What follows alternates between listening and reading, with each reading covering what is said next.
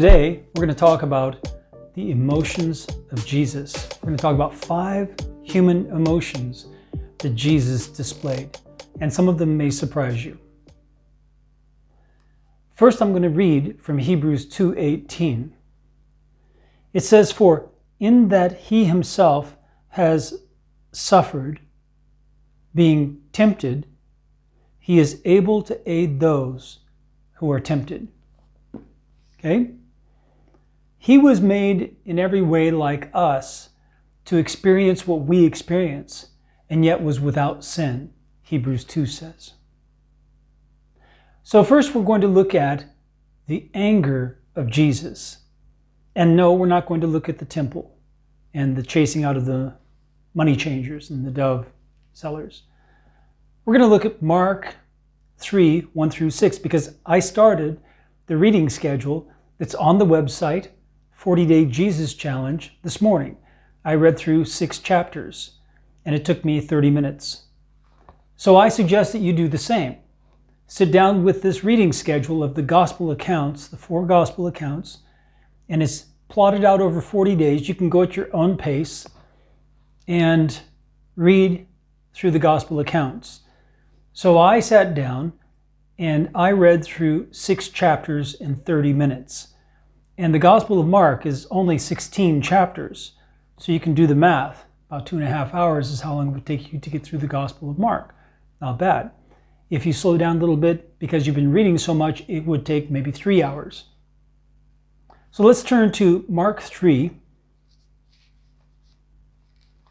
I'm in the New King James. Mark 3, 1 through 6. "And he entered the synagogue again, and a man was there who had a withered hand. So they watched Jesus closely, whether he would heal him on the Sabbath, so that they might accuse him. And he said to the man who had the withered hand, 'Step forward.'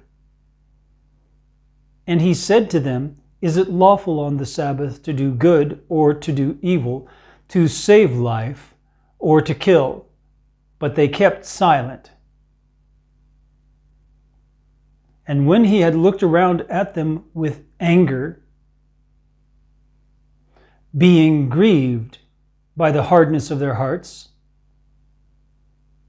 he said to the man, 'Stretch out your hand.' And he stretched it out, and his hand was restored as whole as the other." Now, any of you who are watching this video, who happen to be some of these people who come along and comment under my videos and attack me with the false gospel and slander me and try to commit sedition and all of these things, and I respond with hostility to you, I want you to remember this verse, because Jesus is describing your heart. He is. Because your heart is so hard, you cannot hear the correction of a commissioned leader in the church trying to steer you back onto the right path that is Jesus. You have followed a false gospel most of your life, and you cannot hear the gospel that Jesus preached. And I'm trying to reach you, and your heart is hardened. And you're surprised that I'm angry with you. And you pull out all these verses to say that you have to be kind and gentle and meek and all of this stuff towards everyone all the time. You don't understand those words. First off, you can't take it out of context of the scriptures. That's the first thing. The second thing is that you don't even understand what love means in the Bible.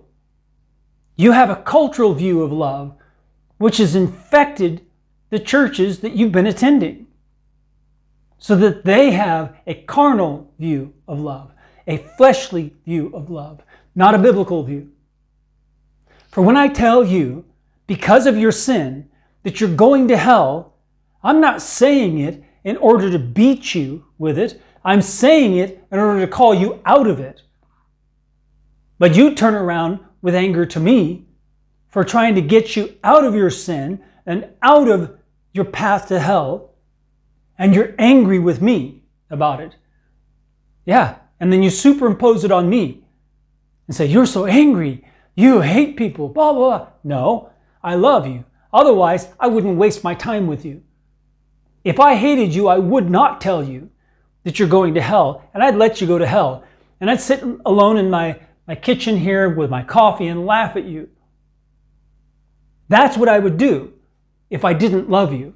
But the fact that I take time to make these comments, to make these videos, to try to grab you by the scruff of the neck and yank you out of the fires of hell, because you're standing in them for sure.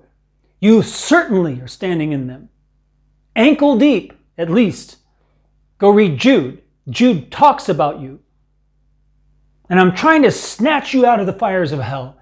And you're biting and scratching and kicking me and saying, leave me alone. You're such an angry person. No. I'm doing it in love.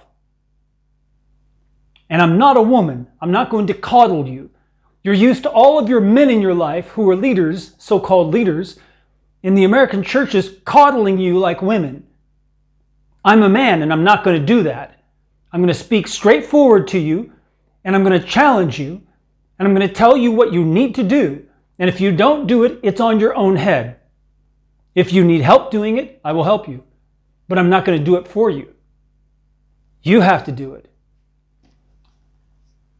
Read it again, verse 5. And when he had looked around at them with anger, being grieved by the hardness of their hearts, he was angry with them because he was grieving over how hard their hearts were.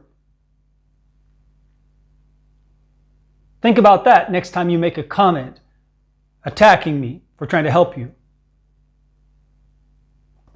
Next one. Jesus was weary. He was tired. Now, how is that possible? Jesus, as the Son of God, has all power and authority available to him. He has all the angels in heaven available to minister to him as well. But he was weary. All right, let's look at John chapter 4. Starting in verse 1, again, verse 1 through 6. Therefore, when the Lord knew that the Pharisees had heard that Jesus made and baptized more disciples than John, though Jesus himself did not baptize, but his disciples did, he left Judea and departed again to Galilee. But he needed to go through Samaria. So he came to a city of Samaria, which is called Sychar, near the plot of ground that Jacob gave to his son Joseph. Now Jacob's well was there. Jesus, therefore, being wearied from his journey, sat thus by the well. It was about the 6th hour. Jesus was wearied from his journey. His journey, his traveling, tired him out. Jesus was tired. So next time you feel tired, don't feel guilty. Don't think that, well, Jesus wouldn't be weary. Yeah, he would. Jesus was wearied. It's a normal reaction of the body. The human body gets weary, gets tired. It needs rest. So at the end of the day, you should go to sleep about 10 o'clock, 9 or 10, 11 at the latest, and sleep 8 hours through the middle of the night. Your body needs that. Give it what it needs. The next one, Jesus wept. John 11, verse 32. Then when Mary came where Jesus was and saw him, she fell down at his feet, saying to him, Lord, if you had been here, my brother would not have died. Talking about Lazarus. Therefore, when Jesus saw her weeping, and the Jews who came with her weeping, he groaned in the spirit and was troubled. Wow, that's an emotion. He groaned in the spirit and was troubled. Both. And he said, "Where have you laid him?" They said to him, "Lord, come and see." Verse 34 has two words in it. Jesus wept. He already had groaned in his spirit and was troubled. But then Jesus wept. Can you imagine Jesus crying in sorrow? Then the Jews said, "See how he loved him." It's true. Jesus loved Lazarus, and that is why he was weeping. They were correct about that. Jesus was weeping over Lazarus because he loved him. And some of them said, "Could not this man have opened the eyes of the blind? Could not this man who opened the eyes of the blind also have kept this man from dying?" So it's like what Mary said. Then Jesus, again, groaning in himself, came to the tomb. It was a cave, and a stone lay against it.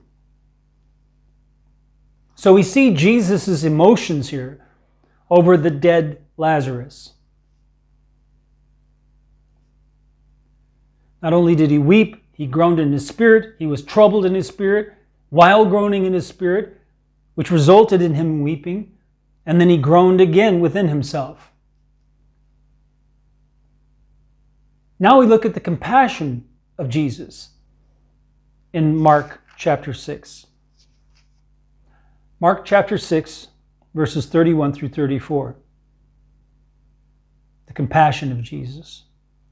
And he said to them, "Come aside by yourselves to a deserted place and rest a while." For there were many coming and going, and they did not even have time to eat. So Jesus was even concerned about them having time to eat. Verse 32, so they departed to a deserted place in the boat by themselves. But the multitudes saw them departing, and many knew him, and ran there on foot from all the cities. They arrived before them and came together to him. And Jesus, when he came out, saw a great multitude and was moved with compassion for them. When he came out and he saw the great multitude, he was moved with compassion for them because they were like sheep, not having a shepherd. So he began to teach them many things. It's beautiful. What was Jesus' solution to seeing that they were like sheep without a shepherd? Teaching them many things, like I'm doing with you.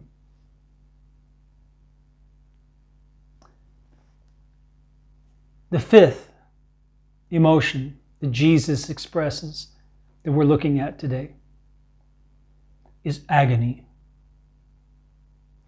This is in Luke chapter 22.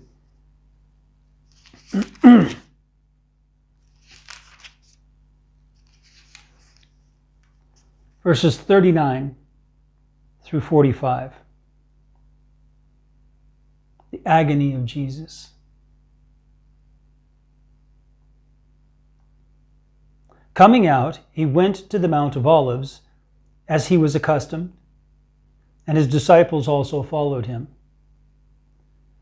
When he came to the place, he said to them, "Pray that you may not enter into temptation." And he was withdrawn from them about a stone's throw, and he knelt down and prayed. Now notice, he's not telling them what to pray. Pray that you don't enter into temptation. He's telling them to pray so that you don't enter into temptation. That's a very important distinction. pray that you may not enter into temptation. That there means so that. So he was a stone's throw away from them, and he knelt down and prayed. Verse 42, saying, Father, if it is your will, take this cup away from me. Nevertheless, not my will, but yours be done. Then an angel appeared to him from heaven, strengthening him. So clearly, Jesus was weakened by this, that he knew was ahead of him. Jesus was weakened by it and needed strengthening from an angel from heaven. Verse 43, then an angel appeared to him from heaven, strengthening him.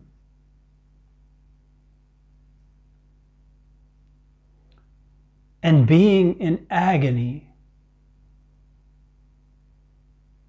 he prayed more earnestly, even in spite of feeling agony, to the point where he needed to be strengthened by an angel from heaven. He still prayed more earnestly, not less. He didn't give himself a rest. He didn't say, that's enough, God will understand. He prayed more earnestly. Then his sweat became like great drops of blood falling down to the ground. Have you ever sweated in that way? Where your sweat was coming out in huge drops like blood. When he rose up from prayer and had come to his disciples, he found them sleeping from sorrow. Even they were steeped in great misery.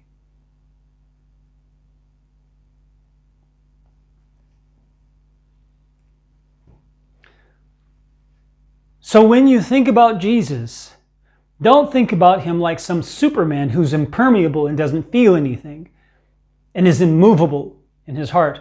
Absolutely not. The heart of Jesus is very precious to us.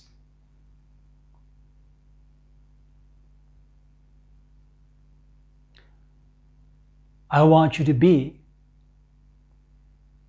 like Jesus, like Christ.